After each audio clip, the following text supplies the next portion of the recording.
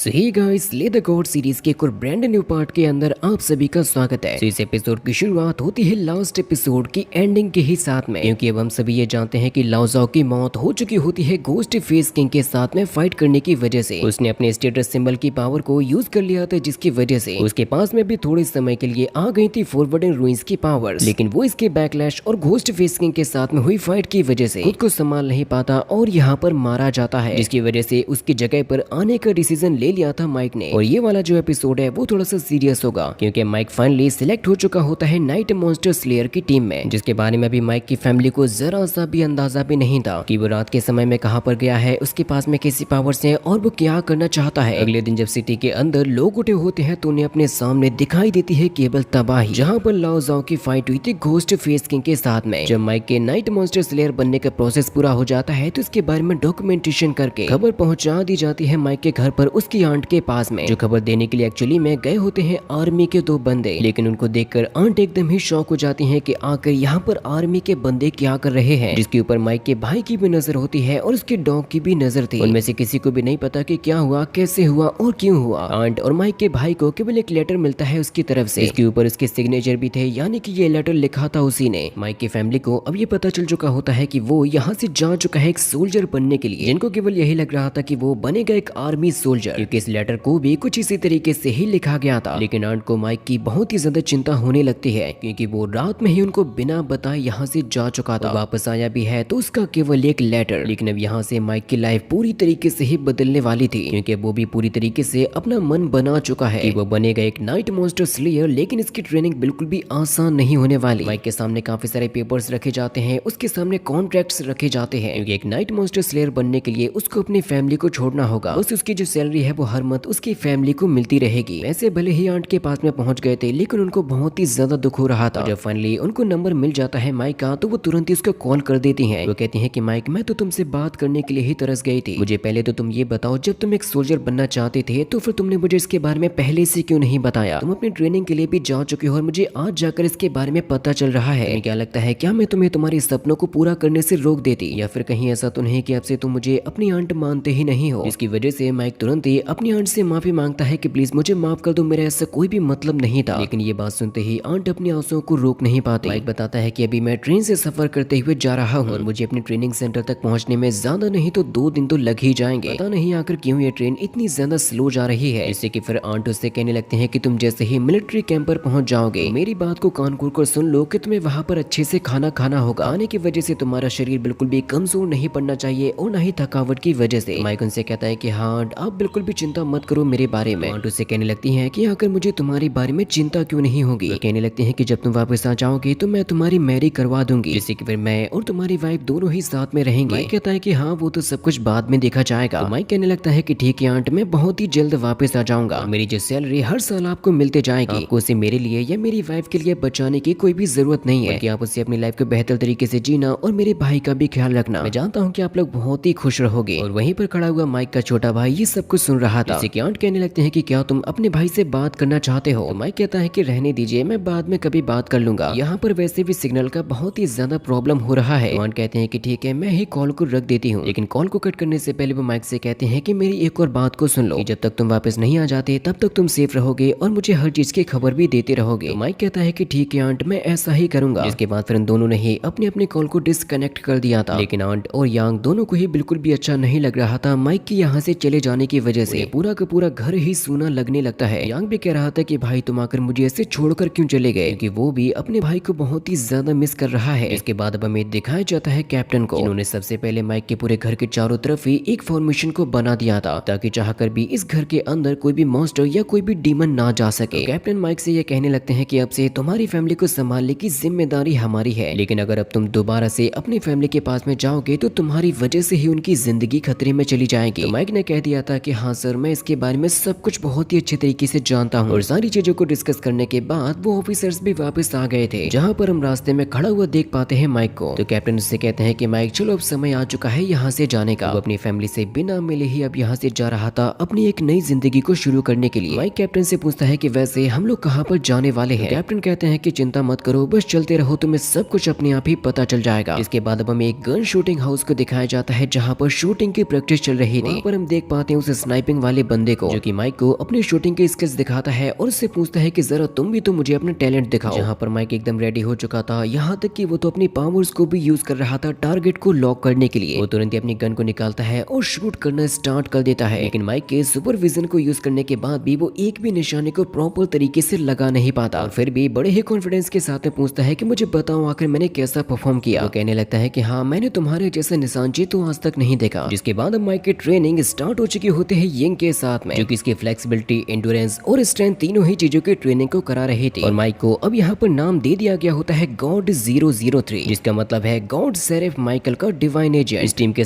सभी लोग माइक से यही कहते हैं कि तुम सबसे ज्यादा स्पेशल हो हम सभी के बीच में। इसी स्पेशलिटी की वजह से तुम्हारे ऊपर केवल हमारी ही नहीं, बहुत ही सारे लोगों की नजर भी है। बहुत सारी ऐसी फोर्सेस हैं जो कि तुम पर नजर गड़ा के रखी हैं। इसीलिए तुम अब से जो भी डिसीजन लोगे, तुम जो भी करोगे, वो बहुत ही ज्यादा इंपॉर्टेंट होगा। तुम्हारे डिसीजन हमारे लिए इतने ज्यादा स्ट्रॉन्ग साबित होंगे कि वो बड़ी सी बड़ी चीजों को भी बदलने की ताकत रखेंगे। और सबसे जरूरी बात यह है कि तुम्हें सबसे पहले जाननी होगी अपनी सारी की सारी एबिलिटीज को, उन्हें समझना होगा, उनकी ताकत को समझना होगा, अपने वेपन्स के बारे में समझना होगा। यिंग ने उसकी मेंटली कॉम्बैट पावर को भी ट्रेन कराना शुरू कर दिया था, जिसको एक्चुअली में कहते हैं टेस्टिंग रियल्म प्रोग्राम, जिसमें टीम के सभी मेंबर्स की इंफॉर्मेशन होती है। माइक को ये बताया जा रहा था कि जितने भी नाइट मॉन्स्टर स्लेयर है वो सभी के सभी अपने अपने खास वेपन्स को यूज करते हैं, और इस टीम में 5 बहुत ही ज्यादा स्ट्रॉन्ग लोग भी हैं। एक तरीके से कहा जाए तो देवताओं के दूत बन के ही सामने आए हैं, या फिर यूं समझ लो कि उनको कहा जा सकता है गॉड्स ऑफ डाजिया, जहाँ पर सभी के नाम बताए जाते हैं sword, right, one statue, mister nothing और यूफो। वही जो यूफो नाम का बंदा है वो है असल में नाइट मॉन्स्टर स्लेयर्स का कमांडर। उसी तरीके से अगर बाकी के चारों के बारे में भी कहा जाए तो ये कह सकते हैं कि उनके ठिकाने के बारे में किसी को भी कभी भी पता नहीं होता। वो इतने ज्यादा मिस्टीरियस तरीके से रहते हैं कि कभी उनके बारे में पता लगा पाना बहुत ही ज्यादा मुश्किल है। और जब माइक की शूटिंग ट्रेनिंग चल रही थी, वो अभी भी ठीक तरीके से निशाने को नहीं लगा पा रहा था, जिससे कि माइक कहने लगता है कि क्यों ना टारगेट को थोड़ा सा पास में कर दिया जाए। साथ ही साथ माइक की स्पीड को भी बढ़ाने के लिए उसकी ट्रेनिंग को कराया जा रहा था, ताकि वो कड़ी से कड़ी प्रॉब्लम में फंसने के बाद भी अपनी स्पीड को यूज करते हुए वहां से बाहर निकल सके और अपने फॉरवर्डिंग रूल्स की पावर को एक्सट्रीम लेवल पर ले जाए। उसे ये बताया जाता है कि इस तरीके की ट्रेनिंग करने की वजह से हमारी जो स्ट्रेंथ और स्ट्रॉन्गनेस होती है वो एक्सट्रीम लेवल पर पहुंच जाती है। साथ ही साथ इस ट्रेनिंग को करने की वजह से हमारी जो स्पेशल तरीके की एबिलिटीज होती है वो भी बॉडी में एक्टिवेट हो जाती है, जो कि कभी भी हमें देखने को नहीं मिली। लेकिन ट्रेनिंग को करते करते माइक बहुत ही ज्यादा फास्ट हो गया था। इसी वजह से उसकी ट्रेनिंग के द्वारा उसको ये बताया जाता है कि तुम्हारी जो स्पीड है, तुम्हारा विजन और तुम्हारी मेंटल पावर सभी के सभी इंक्रीज हो गए हैं। लेकिन बुरी बात यह होती है कि अभी तक उसकी बॉडी में कोई भी स्पेशल तरीके की एबिलिटी एक्टिवेट नहीं हुई थी। लेकिन आखिर ऐसा कैसे हो रहा था किसी को भी पता नहीं है। हम देख पाते हैं कि वो सामने से आने वाले अटैक को तो रोक ले रहा था, लेकिन अनएक्सपेक्टेड तरीके से आने वाले अटैक को वो रोक नहीं पाता। ट्रेनिंग को कराने के साथ साथ उसको गॉड ऑफ माइकल के बारे में भी काफी सारी जानकारी दी जाती है, ताकि वो अपने गॉड के बारे में जान सके, जिसकी पावर्स की वजह से वो यहाँ पर है। लेकिन गॉड शेरिफ माइकल के बारे में उतनी ज्यादा जानकारी नहीं होती, केवल कुछ शब्द ही लिखे गए थे, जो कि होता है केवल मिरेकल, यानी कि अब कोई ऐसा मिरेकल होगा जिसके बारे में लोगों ने सोचा भी नहीं है। माइक अपनी ट्रेनिंग को करते हुए कहने लगता है कि क्या आप इसकी स्पीड को और ज्यादा बढ़ा सकते हो। जैसा करने की वजह से अब माइक की जो स्पीड होती है वो यहाँ पर पूरी टीम में सबसे ज्यादा हो गई थी, और वो बहुत ही जल्द पहुंच चुका होता है सीनियर के लेवल पर। वो धीरे धीरे करके हर तरीके की ट्रेनिंग में कल्टिवेशन को आगे बढ़ाते जा रहा था। फिजिकल पावर बढ़ने के साथ साथ उसकी मेंटल स्ट्रेंथ भी काफी अच्छी हो गई थी। यिंग भी कहने लगता है कि मुझे समझ नहीं आता आखिर तुमने इतने जल्दी, इतने इनक्रेडिबल तरीके से अपनी मेंटल पावर को कैसे बढ़ा लिया। और साथ ही शूटिंग की ट्रेनिंग को कराते हुए अब उसको दी जाती है एक बहुत ही बड़ी राइफल। वो बंदा उसको बताता है कि यह है एक्चुअल में एक super high power sniper rifle. इसमें स्कोप लगे होने की वजह से माइक ने बहुत ही आसानी के साथ में इसके निशाने को लगा लिया था, क्योंकि इसकी हेल्प से 500 मीटर दूर मौजूद चींटी को भी मारा जा सकता है। लेकिन केवल 10 मीटर की दूरी पर मौजूद निशाने को लगाने पर माइक उसमें भी चूक गया था, वो भी स्कोप के साथ। माइक कहने लगता है कि वैसे मुझे लगता है कि यही है वो मिरेकल। जिसके बाद फिर उसकी ट्रेनिंग को और भी ज्यादा हार्ड तरीके से करवाना स्टार्ट कर दिया गया था, मानो जैसे कि वो कोई एक सुपर सोल्जर बनते जा रहा हो। क्योंकि ट्रेनिंग करते हुए अब वो बहुत ही अच्छे तरीके से सीख चुका है अपनी पावर्स को भी यूज करना। मिली है उसको गॉड ऑफ माइकल के द्वारा। माइक को ये बताया जाता है कि चाहे कुछ भी हो जाए बस तुम्हें बचना होगा एंशिएंट गॉड चर्च के लोगों से, जिनके बारे में माइक पूछने लगता है कि आखिर ये लोग अब कौन है और आखिर इन लोगों को हमसे आखिर चाहिए क्या है। वो बताते हैं कि ये सभी के सभी हमें केवल चबाना चाहते हैं, हमें खाना चाहते हैं। वो कहते हैं कि ब्रह्मदेव जो कि इंडिया के गॉड हैं, उन्होंने धरती को तबाह कर दिया था। जिसके बाद फिर सामने आए बाकी की माइथोलॉजीज के गॉड, जिनमें से कुछ इविल गॉड्स ने ही खोज कर निकाला था एंशिएंट गॉड ऑफ चर्च को। वो 3 इविल गॉड ही हमें खत्म करना चाहते हैं। उन्होंने ही इस पूरी दुनिया को खत्म करने के लिए फॉग को फैलाया था। जाकर गॉड्स ने अपने एजेंट्स को पावर देना शुरू किया, लेकिन जो एंशिएंट चर्च ऑफ गॉड है वो हम जैसे लोगों को ढूंढकर हमें खत्म करना चाहते हैं। माइक कहने लगता है कि क्या आप ये कहना चाहते हो कि अभी भी उस मिस्ट के अंदर कुछ जिंदा लोग भी हैं, और क्या आपने कभी मिस्ट के अंदर किसी को देखा भी है? वो उसे कहने लगते हैं कि चिंता मत करो, तुम्हें बहुत ही जल्द सब कुछ पता चल जाएगा। सबसे जरूरी बात यह है कि अगर गलती से भी एंशिएंट गॉड ऑफ चर्च ने तुम्हें ढूंढ लिया तो हमारी सबसे बड़ी जिम्मेदारी होगी तुम्हारी जान को बचाना, या फिर अपने हाथों से तुम्हें जान से मार देना। अब इसके आगे की जो अमेजिंग स्टोरी है वो हम लोग नेक्स्ट पार्ट के अंदर देखेंगे।